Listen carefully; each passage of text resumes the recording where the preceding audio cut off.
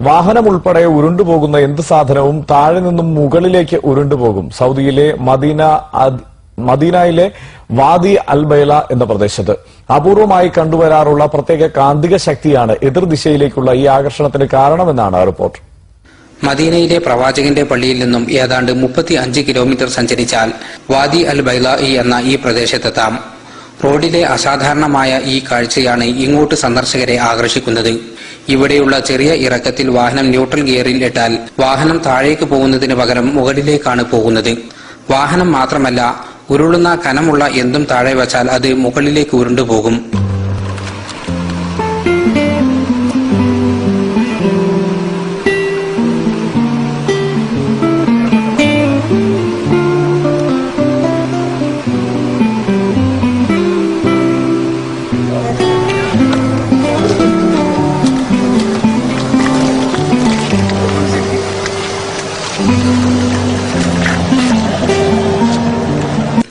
ലോകത്തിന്റെ ചില ഭാഗങ്ങളിൽ കണ്ടുവരുന്ന പ്രത്യേക കാന്തശക്തിയാണ് എതിർദിശയിലേക്കുള്ള ഈ ആകർഷണത്തിനു കാരണം എന്നാണ് പറയപ്പെടുന്നത്.